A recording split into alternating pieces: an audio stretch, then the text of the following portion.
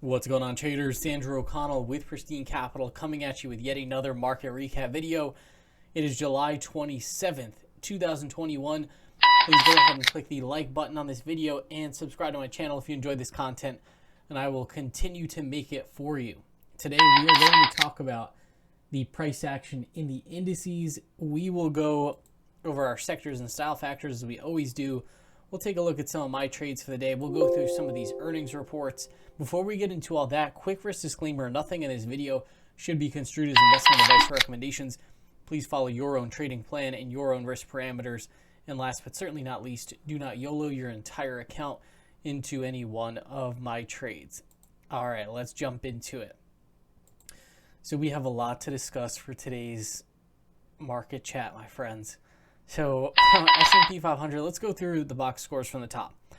Wow, S&P 500 finished down 0.46%. It was down much more intraday. NASDAQ, as measured by the QQQ, down 1.1%. Small caps, IWM, down 1.17%.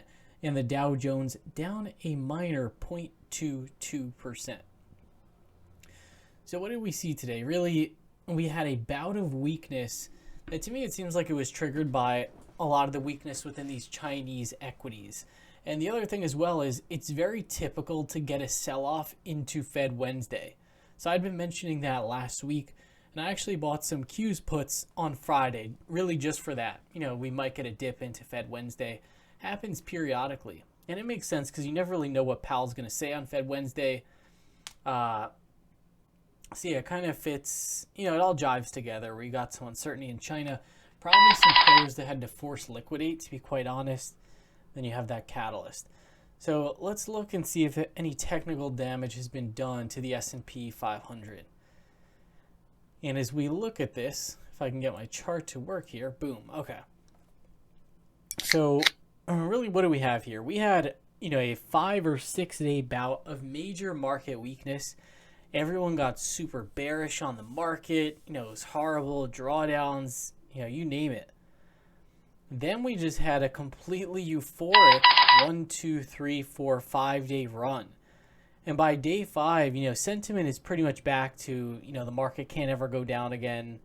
You know, buy stocks every single day, you know, that sort of sentiment. Today was really just the first little reality check. This S&P 500 futures contract, the ES futures, you know, down slightly, a red candle. And we pushed below this 5-day EMA, but we ended up closing above the 5-day EMA. So overall, no technical damage has really been done.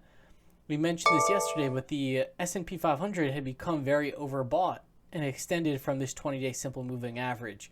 The longer we just trade sideways and don't really do all that much, the more this 20-day simple moving average is going to catch up to price. Now, moving to our hourly chart, you can see we did tag, or we didn't necessarily tag it, we got pretty darn close though, this weekly value area high of 43.62.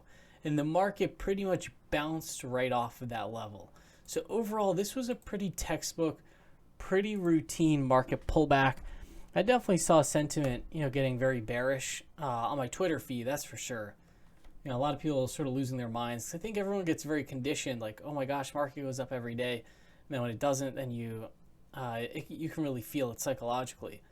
NASDAQ pulled back to the 20-day simple moving average. It had gotten pretty extended from it, and it bounced right where it should have, right off the 20-day.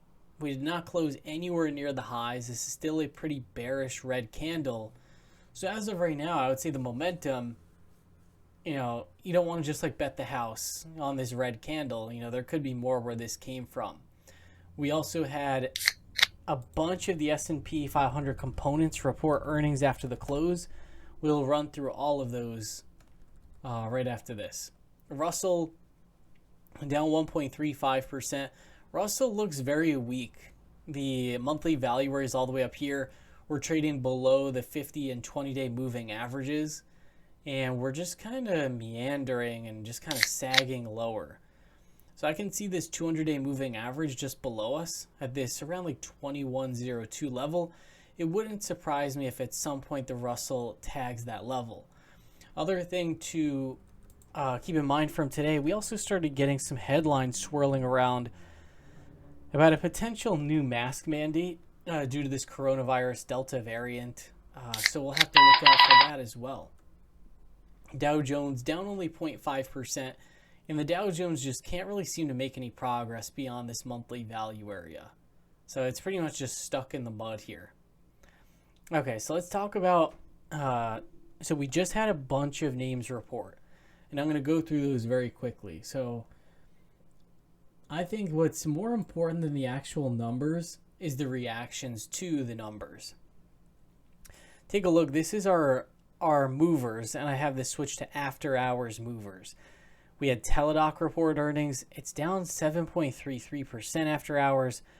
We had Cheesecake Factory report. That is down 6.19%. Enphase reported. That's down 6%. Starbucks reported. That's down 3.03%. Microsoft reported. That's down 2.47%. The only name that really impressed and is moving higher, there's actually two. We have Boyd Gaming, which is up by 3.23%, and we have Google, which is up 2.82%. Oh, wow, and it looks like DigitalOcean's up after hours too, up 3%. That's awesome. It's one of my biggest positions. But yeah, so overall, we're just not seeing healthy reactions to this bout of earnings. And keep in mind, like, today was one of the most important days in terms of the earnings calendar. Tomorrow we're going to have big names as well. We're going to have Shopify, Facebook, PayPal, Spotify, ServiceNow. So we got more heavy hitters tomorrow. But yeah, I mean, so far we've got the majority of the FANG names out of the way now, and we didn't get good reactions. So this market, pretty much, it's only been the FANG names that are rallying. The market breadth has gotten very weak. Market breadth was not strong today. We had, and this was, very apparent right from the open. SPY 48% advancers, which was our best index, and then worst performing index. We had the NASDAQ QQQ, only 26% breadth to the upside.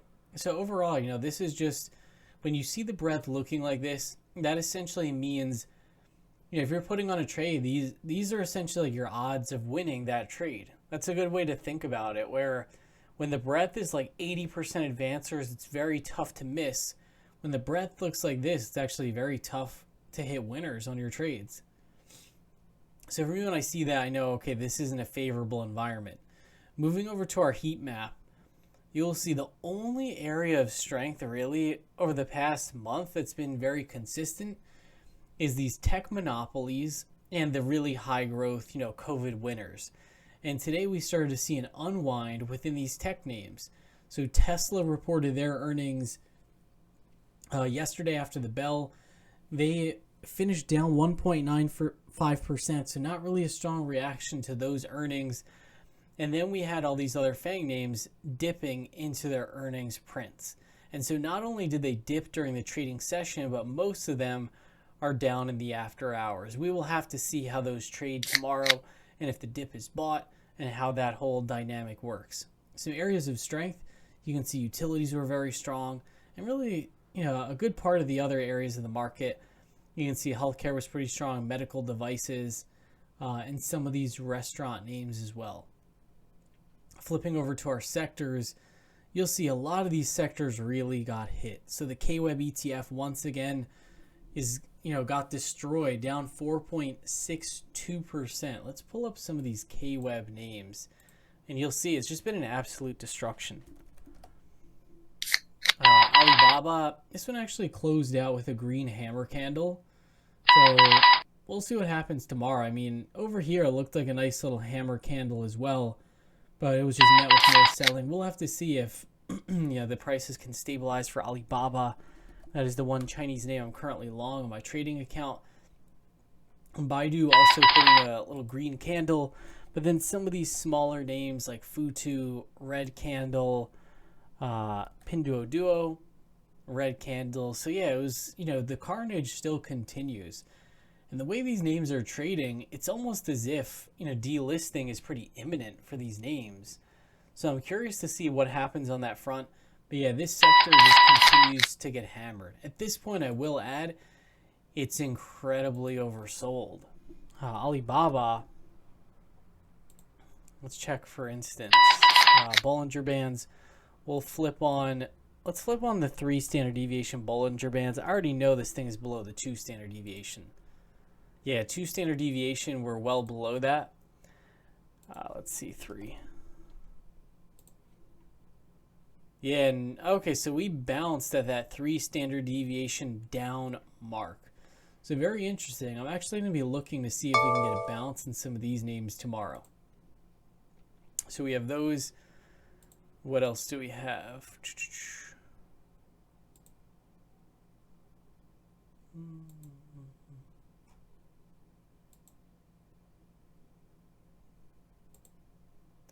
Okay, so we have those down.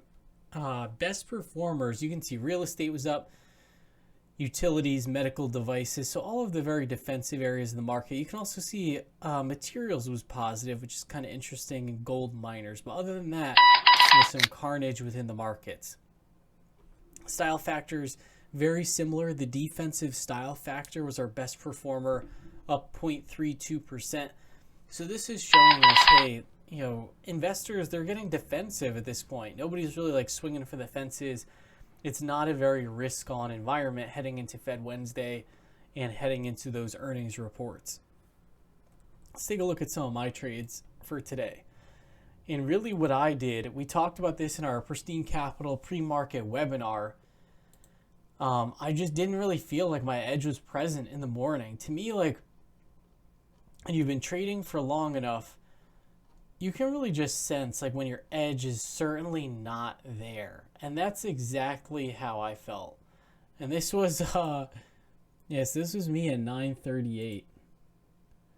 Pretty sure this is like after I had already made some moves. I just posted, you know, in my market analysis chat, is my market edge present? No. And it was very obvious to me. So really what I did was I just tried to get to high ground. When you find yourself in doubt and things look ambiguous, you have to reduce your positions. That's really the only way as a trader that you're going to get by and that you'll be able to hold on to your gains. That's definitely one of the #1 mistakes that traders make, where they just kind of enter positions and they don't want to admit that their position was wrong, or even if they still feel that their position was right, if the market environment turns, you know, they don't want to take their position off just because it's like, no, well, you know, I put it on. So that's, once you get to that point where, okay, market environment is changing, I'm seeing red flags, let me make some updates to my portfolio and let me just be, you know, ruthless and objective about it. That's when you sort of turn the corner. So what I did, I wanted to close out all of my travel names because I saw in the pre-market that there was a potential mask mandate coming, and with that, you know, maybe some COVID restrictions. So I said, you know, does it make sense for me to have Airbnb and Expedia on right now? No. And that doesn't mean that both of those are not going to work. They might still both work, but given this information set that I have, it just didn't make sense. So I closed out my Airbnb August 20th calls for $5.80.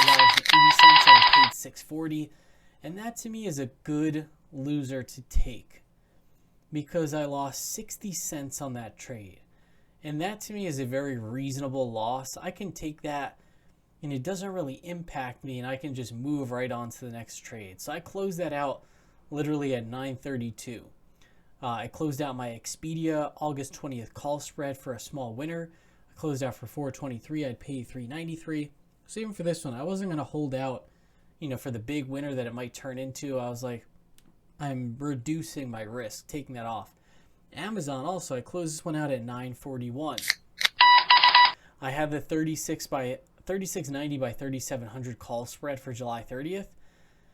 I closed out for $4.17 and I had paid $3.61. So nice little winner there. I just have reducing my options exposure. This was at 9:42. So let's see what Amazon did. And this is, yeah, this is 9:30. So we had 9:30. These are 15-minute candles. Yeah, so I closed this out, you know, essentially at like 9:40. This was it here. So yeah, this is like 9:30. I'm out of this thing by 9:40. I didn't really catch this downdraft because I knew just from the beginning of the day my market edge isn't present. I have to get out. What a lot of newer players will do, and I used to do this all the time as well. Sometimes I still do it, to be honest. You just kind of like, you see these things happening, like China's blowing up, market growth is horrible, we got Fed Wednesday tomorrow, all these binary catalysts, but you just kind of freeze up. So for me, I was just like, I'm taking this off. And then now Amazon's trading much lower. If I wanted to re-enter that call spread that I closed out for a winner, now I could certainly do that. And then I also, on Friday, I put on some Qs puts. And I just knew, like, Friday's candle, it was so euphoric, and we just, like, we're way overbought. So I put these on, these August 11th 368 puts, and, those worked out. So I closed these out for $8.46, and I had paid $5.38. So that was definitely, I was very happy about that one, where I was like, I put this on, and I took this off. It's not like I caught, like, the low of the day, but I got the meat of the move for sure. So I closed this out right here. So I closed it out. We started to breach and tag this weekly value area high. I closed it out right around here, like as we were breaching it, as we were holding it. And it looks like it made a slight move lower, dipped even further in, but that's okay. And then we closed out the day a little bit higher. So yeah, I was pretty happy with my trading for today on the option side. And then for common shares, I closed out my Chewy shares early on in the day for 86.01. I had paid 88.16. So this, very small loser. I think I was like a 2% loser. And then I got long some TQQQ common shares. This was at around noon. So I basically took off my Q's puts, and then I added these TQQQ common shares. This is the NASDAQ 3 times leveraged long fund. So, if the NASDAQ goes up 1%, this should go up 3%. If it goes down 1%, this should go down 3%. And caught this pretty close to the low of the day. Not quite on the low of the day, but very close.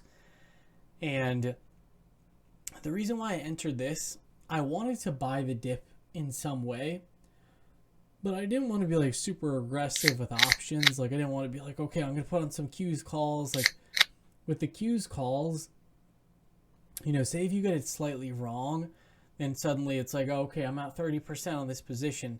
And I just closed these out for a nice winner. I closed these out for 846. Yeah, so I closed this out for over a 50% winner, which is cool. So I was like, what, I'll put on some long exposure.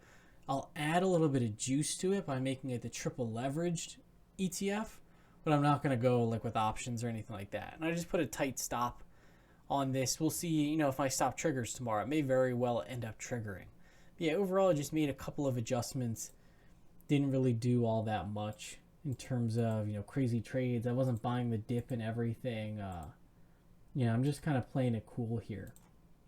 Let's take a look at our VIG Tech options order flow. First, we'll pull up our options race. And this is taking you through the entire day of option trading. And it looks like Tesla is by far the flow leader. Then we have Amazon, which has been a flow leader. And then I see the next name here is Alibaba. So let's check these out. Let's see if they're still available. Okay, Tradescape's still looking good. So Amazon, it looks like a mix of activity. You can see some big orders. These are February 2022 calls going up. These are January 2022 calls going up. So those are the biggest orders. And then let's check out, we got some Facebook going up. Wow, high amount of Facebook calls. Let's see how Facebook closed. Yeah,